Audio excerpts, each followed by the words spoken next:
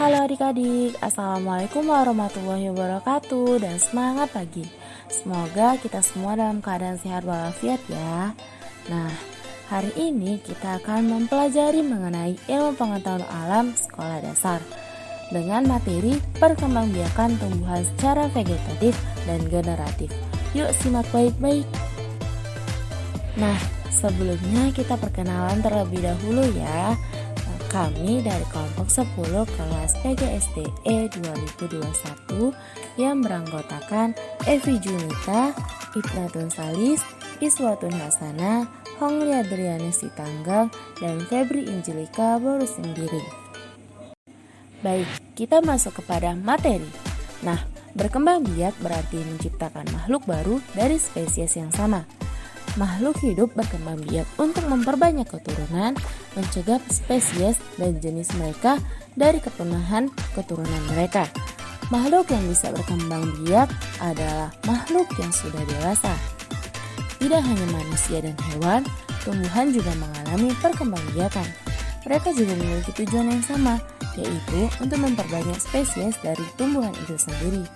Proses perkembangbiakan atau pembentukan individu baru pada tumbuhan untuk menjaga kelangsungan keturunan dari spesies tersebut.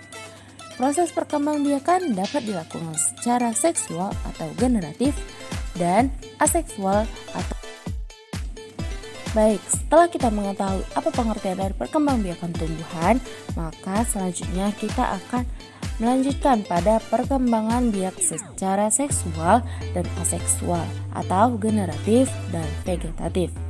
Jadi, pengertian dari perkembangbiakan seksual atau generatif yaitu menghasilkan keturunan baru melalui peleburan gamet dari orang tuanya. Keturunan yang dihasilkan memiliki karakteristik genetik yang berbeda dengan induknya.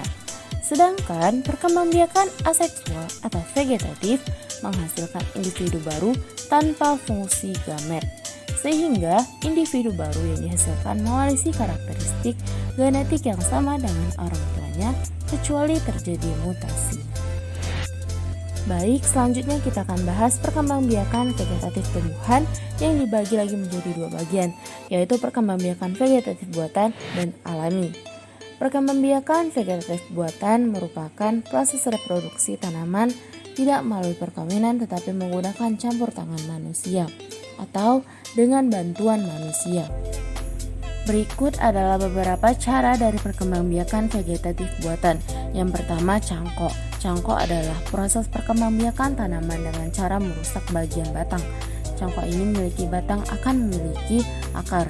Karena tumbuhan tidak bisa melakukan hal ini sendirian, maka dibutuhkan bantuan manusia.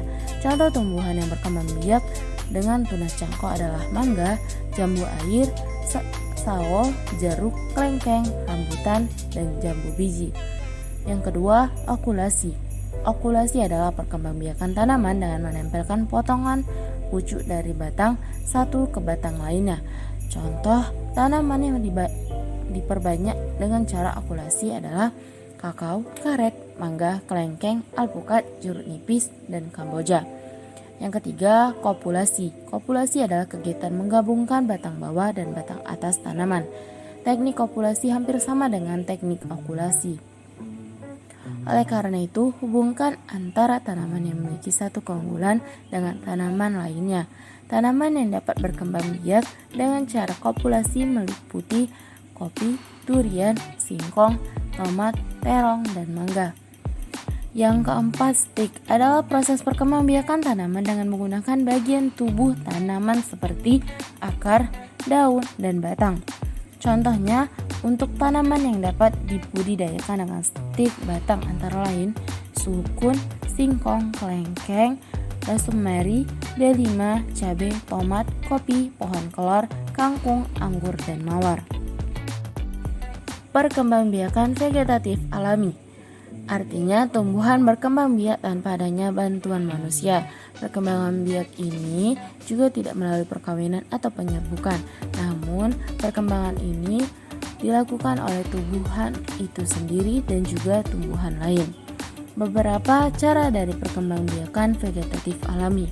Yang pertama ada tunas. Tunas adalah perkembangbiakan tanaman yang menggunakan bagian tunas atau tanaman yang baru tumbuh. tunas berada di bawah tanaman induk dan tunas muncul di atas permukaan tanah. Contohnya yaitu pada tanaman pisang, tebu, dan bambu. Kemudian ada spora. Spora adalah organ reproduksi yang dimaksud untuk penyebaran pada tumbuhan pembuluh tidak berbiji. Spora biasanya memiliki satu atau lebih sel tertutup dalam lapisan pelindung. Contoh tumbuhannya seperti lumut, jamur, tanaman paku. Kemudian umbi lapis. Umbi lapis adalah organ reproduksi yang dihasilkan dari sekelompok daun tebal berlapis dengan susunan seperti roset. Contoh tanaman yang menggunakan umbi lapis yaitu bawang merah, bawang putih, bawang bombay, bunga bakung, bunga tulip, bunga lili hujan. Kemudian umbi batang merupakan alat perkembangbiakan berupa batang atau modifikasi struktur batang yang terdapat di dalam tanah dan biasanya digunakan sebagai cadangan makanan bagi tanaman. Contohnya seperti kentang, ubi jalar, talas, bengkuang, gadun, dan kembiri. Kemudian ada umbi akar. Umbi akar merupakan perkembangbiakan vegetatif alami yang memanfaatkan akar termasuk cadangan makanan, di mana contohnya seperti singkong dan untuk akar tunggangnya seperti lobak dan wortel.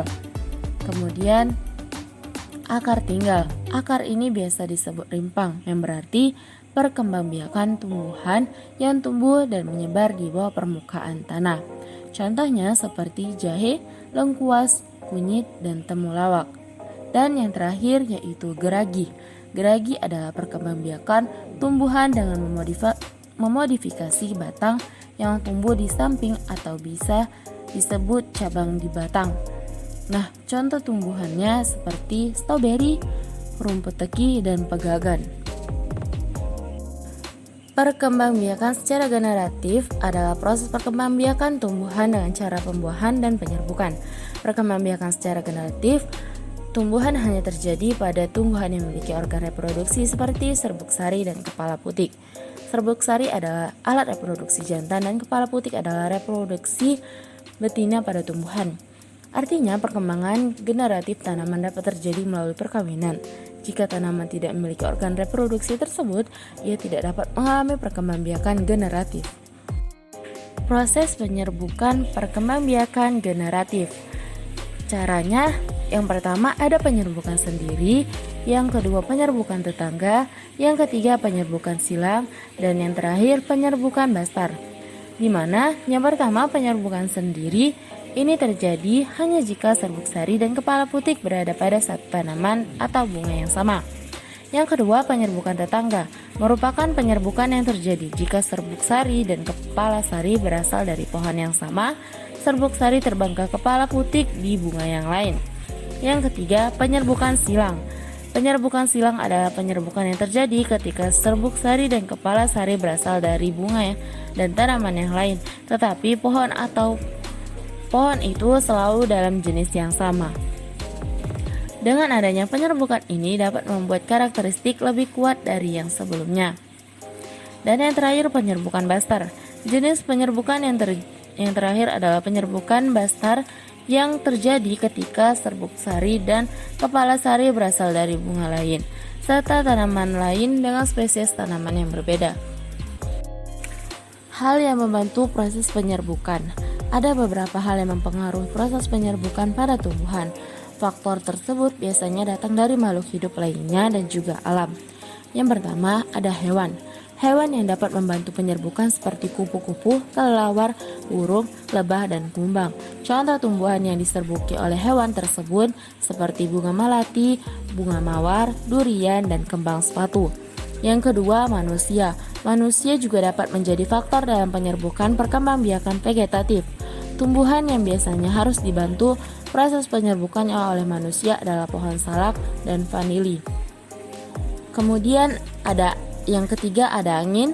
Dalam hal ini angin juga dapat membantu proses penyerbukan dengan tiupan angin yang membuat serbuk sari mengenai kepala putik. Tumbuhan yang proses penyerbukannya dapat dibantu oleh angin adalah jagung, gandum, dan padi. Yang keempat ada air. Air juga dapat membantu dalam proses penyerbukan tumbuhan. Dalam hal ini yang dapat dibantu oleh air adalah tumbuhan yang berada di dalam air. Tumbuhan tersebut adalah tanaman ganggang maupun hidrilla. Baiklah, cukup sekian materi yang dapat kami sampaikan. Kami mengucapkan terima kasih. Semoga ilmunya dapat bermanfaat bagi adik-adik sekalian. Wassalamualaikum warahmatullahi wabarakatuh dan tetap semangat pagi.